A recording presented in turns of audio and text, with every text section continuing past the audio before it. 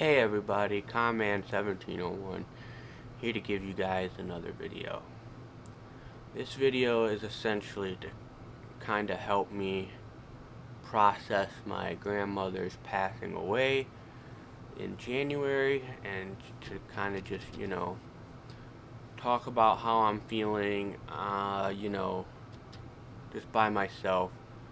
I've talked with family a little bit, and I can only talk to so many people at the moment, kind of letting things die down.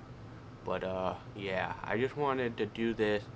It's kind of in the same vein of a video diary, but it's more of just like a personal kind of forum for me to kind of just get my feelings out there, and I can always look back on my videos. That's the whole reason I do videos, is to kind of make memories, and the video diaries are to like look back and kind of see how I was then to where I am now, kind of like a reflection sort of thing. So, but this video is mainly going to be dedicated to my grandma Marge, who passed away in the morning of January 9th, 2026. She had fallen a couple days prior, broke her hip, and she was in the hospital for the night of the 7th, all of the 8th, and on the morning of the 9th when she passed away.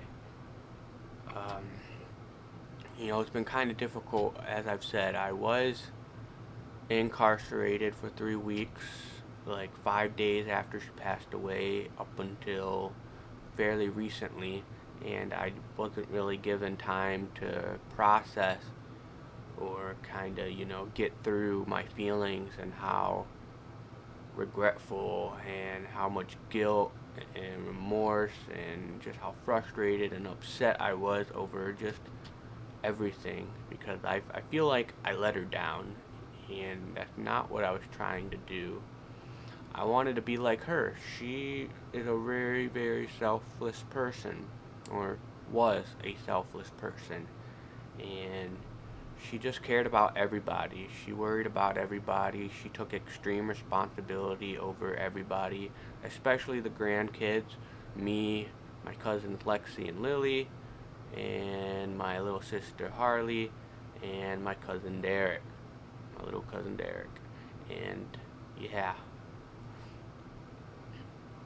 it's been a month now, pretty much, and it's been difficult. I kind of don't want to accept that she's passed away. There's been a few times where I just didn't want to believe it. I didn't believe it, and I'd just be thinking, yeah, she's at home, she's just chilling or cleaning or doing whatever she normally does, and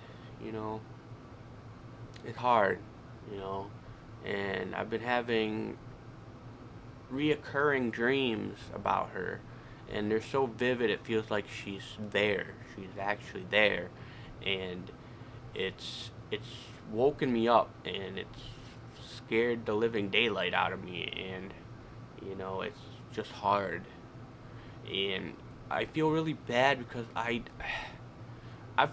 cried over her passing away a couple times, but just not as much as I feel like I should be.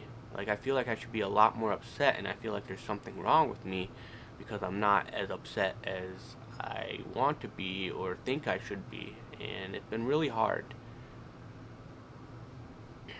But yeah, there was stuff that went down with the family, and I was just trying to look out for everybody and kind of be more like her, and help whoever I could and look out for whoever I could. And I feel like the incident that occurred, I feel like I really let her down and made her really upset, and I feel like I let a lot of people down.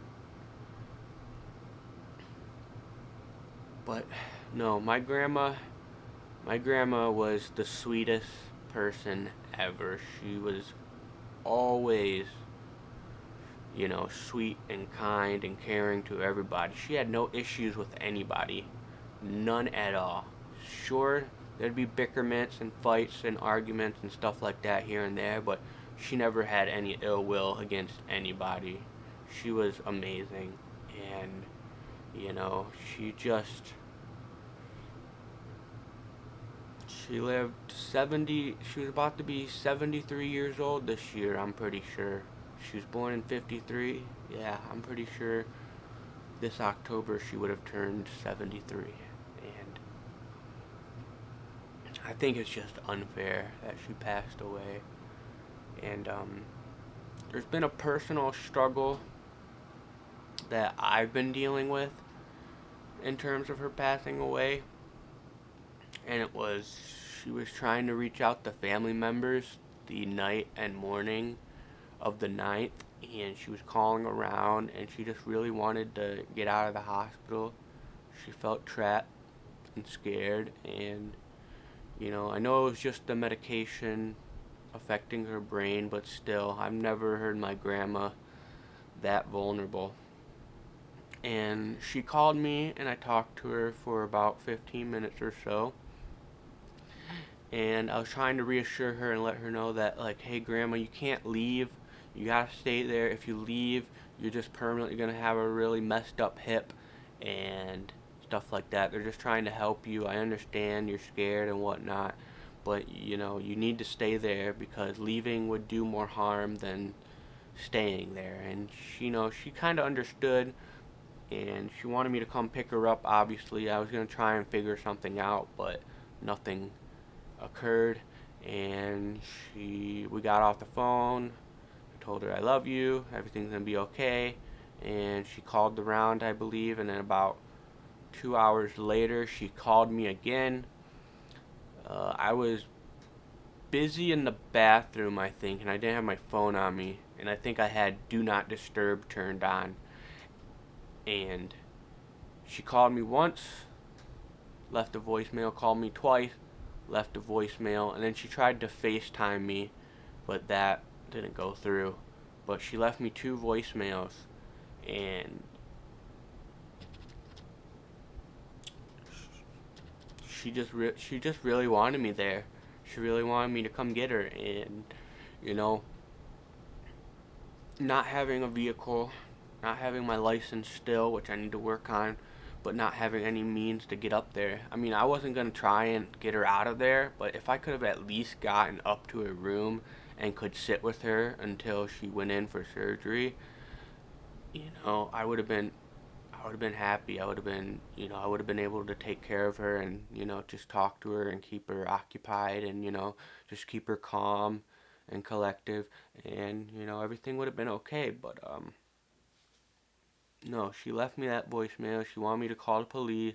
There's threatening her and stuff like that, she was saying. And then, um, and then she left me another voicemail, and I won't go into it too much, but I was probably the last person, the last family member that she got to talk to. And the thing that sucks about that is, you know, I went through the same thing with my mom's mom. I was the last family member that my grandma Julie got to talk to, and I feel like it's kind of crazy that this kind of incident has reoccurred, and I'm trying to figure out why. But no, my grandma left one last voicemail before, you know, the doctors came and were trying to help her and stuff, and she was just scared, you know. Whether it was the medication or not, she was genuinely scared. And I feel like I let her down, and it sucks. And I've been living with that and trying to deal with that, but I just haven't had the time, and, you know, it sucks. It really, really sucks.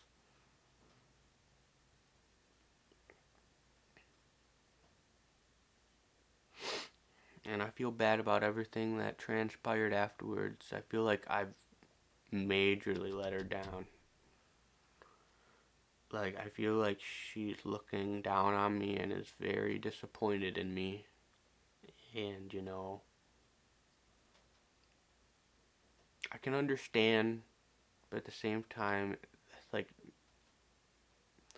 that's not what, I want her to watch over me and feel for me. I want to make her proud. I want to show her that I was listening to her from all our conversations and talks that we had, and just her looking out for me and being one of my biggest supporters and just trying to motivate me as best as she could. She was one of my biggest motivators, probably my number one motivator after, my parents. Well, before my parents, what I'm trying to say. But yeah, it just sucks. It really does. Like, I know I had my grandma Julie. I know I have my other grandma, my dad's mom. And then I have my grandma Linda, who is my stepmom's mom. But my grandma Marge, she was my grandma. Without a doubt, she was my grandma. The grandma. And I'm gonna miss her. And I hope, I can get around to processing her death better, and hopefully this video is helping. It's helping me for sure. But grandma, if you're watching over me right now, I love you. I miss you. You were such a sweet and kind woman, and one of the best people that I ever knew. And I'm so happy for the 25 years that I got to spend with you.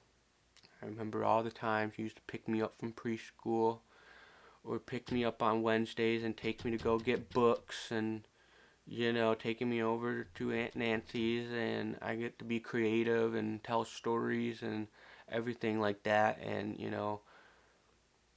you looking after me when I broke my hip, and taking me in for the last 4 months, 5 months of 2025, and giving me a place to live, and helping me out with rides and everything like that, to therapy, to work, everything. I will appreciate you for all the rest of my life, and I will be forever grateful for you. Wherever you are, heaven or somewhere else, looking up at you.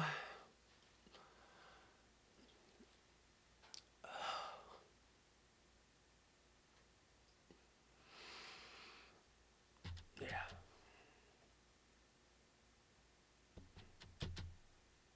This video is for you, Grandma. I love you. And I will see you again someday. I promise.